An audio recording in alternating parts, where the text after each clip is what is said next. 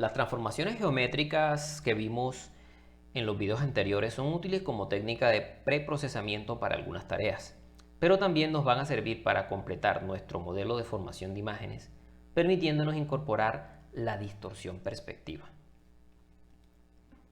La perspectiva es lo que nos permite responder por qué la geometría de los objetos se distorsiona al ser percibida por un sistema de lentes, como por ejemplo nuestro ojo o una cámara. En la figura que estoy mostrando, los objetos son perfectamente rectangulares, pero las formas que observamos son más bien romboides. Si bien a partir de la imagen nosotros somos capaces de inferir la forma correcta de los objetos, esa inferencia se corresponde a tareas de percepción visual de más alto nivel que tienen lugar en el córtex visual. Sin embargo, las imágenes que percibimos efectivamente distorsionan la geometría de los objetos que observamos. En este video vamos a desarrollar un modelo algebraico del proceso de proyección perspectiva que tiene lugar dentro de una cámara. Para comenzar, imaginemos que tenemos un punto P de coordenadas x, y, z en el espacio tridimensional. Para efectos de visualización, ese punto lo estoy colocando encima de un plano. Y la ubicación del punto se corresponde exactamente a la punta de la flecha. La ubicación de dicho punto en una imagen capturada por una cámara se obtiene por su proyección sobre el centro de perspectiva de la cámara. Así, si este es el plano imagen, entonces la imagen del punto P estará en las coordenadas PC del plano imagen. Para determinar dichas coordenadas en función de la ubicación x, y, z del punto P, voy a tomar este triángulo como referencia. La distancia entre el centro de proyección y el plano donde se ubica el punto P viene dado por la coordenada z de dicho punto. Y por definición, la distancia que separa el plano imagen del centro de proyección se denomina distancia focal f.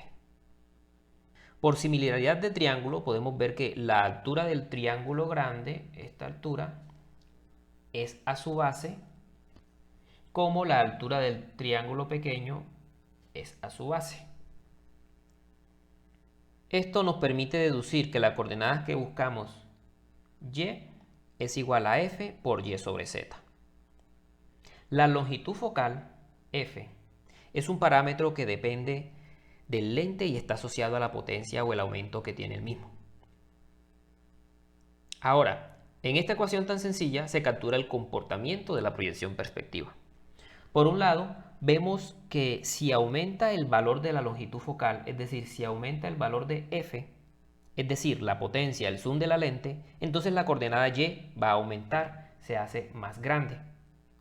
Por otro lado, a medida que aumentamos el valor de z, es decir, la distancia del punto del que yo estoy capturando la imagen, la coordenada y se hace cada vez más pequeña, tendiendo a cero. En la proyección perspectiva, los puntos que se alejan al infinito efectivamente tienden al centro de la imagen.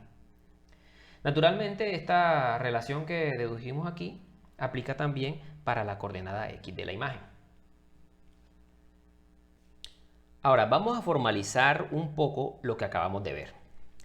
En la proyección perspectiva partimos de un punto cuyas coordenadas son x, y y z.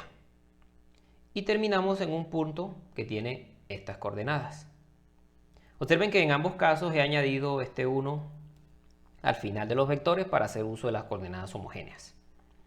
Esta proyección podemos expresarla convenientemente a través de esta transformación, que es una transformación afín de escalamiento por el factor f. Observen que este resultado es en realidad un punto intermedio. Cuando yo divido por el factor de escala correspondiente a las coordenadas homogéneas, llego a la coordenada que estoy buscando. La proyección que tiene lugar a través de esta transformación afín parte del vector P y genera el vector que yo voy a llamar P sub C. Esta notación nos da la ventaja de que podemos expresar la proyección de forma muy compacta a través de un producto matricial. En lo subsecuente voy a seguir usando esta notación, pero recuerden que al final del proceso a este vector toca normalizarlo por el factor 1 sobre z. En esta diapositiva estoy mostrando el plano imagen centrado en el eje óptico del sistema. Como acabamos de ver, las coordenadas del punto PC son Fx, Fy y Z. PC es el resultado de proyectar un punto tridimensional P que estaba en unidades métricas, es decir, en unidades reales, que pueden ser, por ejemplo, metros o centímetros. Igualmente, la longitud focal F se suele medir en unidades métricas. Por lo tanto, el punto PC es una proyección sobre el plano imagen de la cámara en unidades métricas. Sin embargo, las unidades de las imágenes son los píxeles.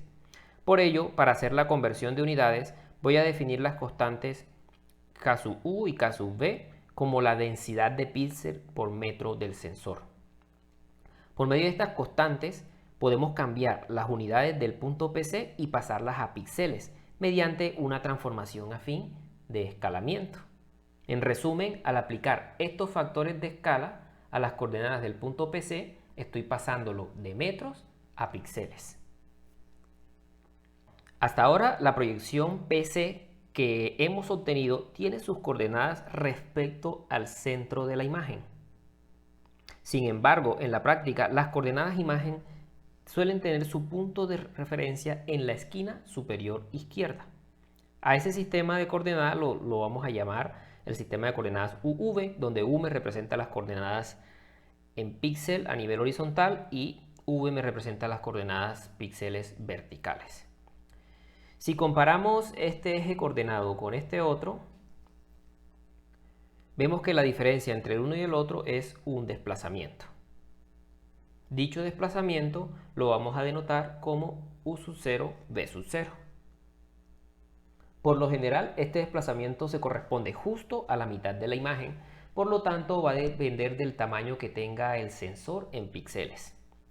Finalmente, para que nuestra proyección esté en píxeles y con el punto de referencia correcto en las coordenadas imagen, vamos a añadir una transformación de desplazamiento al punto P. Observen que esto es una transformación de traslación. Y tal como habíamos visto antes, la concatenación de dos transformaciones afines es otra transformación afín, que podemos resumir de forma matricial. El resultado de esta operación es pasar del punto PC en unidades métricas al punto P en unidades de imagen. Entonces, con este último paso vamos a revisar el proceso completo de la proyección.